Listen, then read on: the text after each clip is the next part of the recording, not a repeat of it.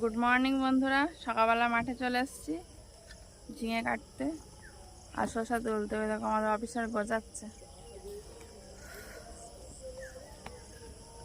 লম্বা না, ছোট ছোট ঝিঙে। লম্বা ঝিঙে আর হচ্ছে না গো, তাতে না প্রচণ্ড গরম, মাথা ভিজে কি অবস্থা। আসলে ওই ঝিঙে কাটতে গিয়ে তো শিশিরে সব জল, মাথা ভিজে গেছে। আমাদের স্নান করে এসেছি, গরম ধরে গেছে। আজকে একটু হাওয়া নেই।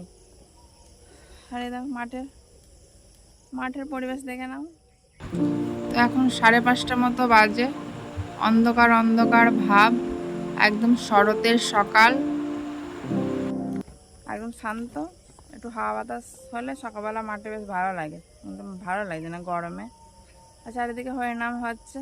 তো আমাদের কাটা হয়েই গেছে, এবার টুকটুক করে বাড়ির দিকে রওনা দেবো। তার মধ্যে কটা ফুল তোলা আছে, ফুল তুলবো আর একটা রিলস করবো। যে অবস্থায় মাথা ভিজে একদম, আমাদের তেল দিয়ে ন্যাপা ন্যাপা লাগছে, একটা করে যাব। তারপর আমরা বাড়ি ফুলের জমিতে চলে এসেছি ফুল তুলতে। এই যে এখন স্টিক সব অল্প অল্পই আছে, এটা হলেই চলে যাব বাড়ি। তো আমাদের অফিসার বাজারে চলে গেছে, এই সত্যম শিবম ঘরে ঘুমাচ্ছে। অন্ধকার, যাওয়ার সময় মশারিটা দিয়ে গিয়েছিলাম, ঘরে একা থাকবে তো। তো সকালের কাজ মোটামুটি গুছিয়েছি। আজকে বাজার থেকে এক জোড়া ইলিশ মাছ নিয়ে এসছে। মাছগুলো ভালোই বড় বড় আছে, একদম একই সাইজের। আজকে ইলিশ মাছের ঝোল হবে কচু দিয়ে। শিবম ইলিশ মাছ খুবই পছন্দ করে, ঝোলটা বেশি ভালোবাসে। আমরা ভাপা খাই না, সত্যম শিবমের জন্য আমরা ঝোলটাই বেশি খাই। তো এই হচ্ছে পোলাপান, উঠেছে, উঠে ছাতু খাচ্ছে। সত্যমে বিস্কুট খাওয়া হয়ে গেছে, ছাতু নিয়ে বসে আছে। তো এবার রান্নাঘরে চলে আসলাম। এই যে পাকা পটল কেটেছি, পাকা পটল ভাজা হবে, আমড়ার চাটনি হবে, আর ওইদিকে কচু দিয়ে আলু দিয়ে মাছের ঝোল হবে। তো একটা মাছ রেখে দিয়েছি, দুটো মাছ একসাথে করবো না, অনেকটা হয়ে যাবে, ওটা অন্য দিন হবে। একবারই মাছ খাওয়া হবে। আর এদিকে কড়াইও গরম হয়ে গেছে। তো একটু বেগুন হলে ভালো হতো। তো আমি মনে করছি যে বেগুন আছে, পরে ফ্রিজে দেখছি না বেগুন নেই। বেগুন হলে ঝোলটা বেশ একটু গাঢ় হতো। এদিকে মাছ ভাজাও হয়ে গেছে। আগে সারা বছরই বেগুনের চাষটা করা হতো, আর এখন তো করা হচ্ছে না, ওয়েদারও খারাপ, কোনো কিছুই ভালো হচ্ছে না। এখন বিকাল হয়ে গেছে, বিকালবেলা স্নান করেছি, 5টা স্নান করলাম, আমি 5:30 বাজে। ধানের সামনে বসেছি, প্রচণ্ড গরম, থেকে সরে গেলেই গলে যাচ্ছি, সবাই গলে যাচ্ছে। তো সারাদিন তো ফ্যানের তলাতে বসে থাকা যায় না।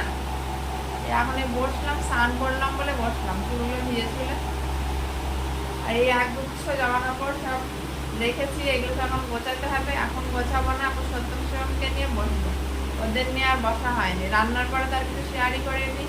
আসলে অতিরিক্ত গরম পড়ছিল, এবার 4টার সময় মাঠে গেছিলাম, সব একটু ক্লান্ত লাগছিল, সবাই একটু ঘুমিয়ে নিল, ওই জন্য আমি কিছু শেয়ার করিনি।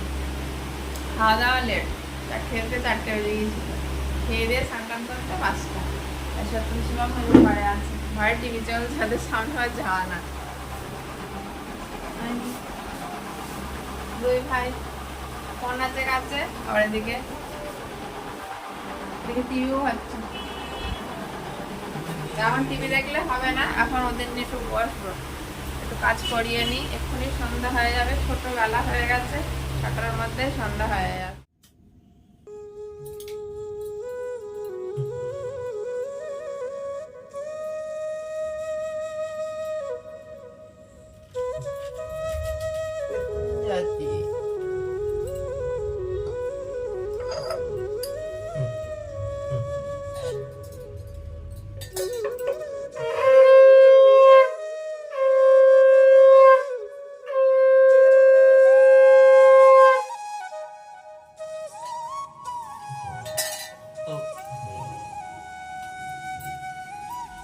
সন্ধ্যা দেওয়া হয়ে গেল, সত্যম শিবম পিছনে দাঁড়িয়ে আছে। আমাদের অফিসার মানুষ এখন স্নান করলো, স্নান করে ঘরে জামা প্যান্ট পরছে। মেঝেতে কুত্তাত কি বলছিস কি বলছিস কি বলবি?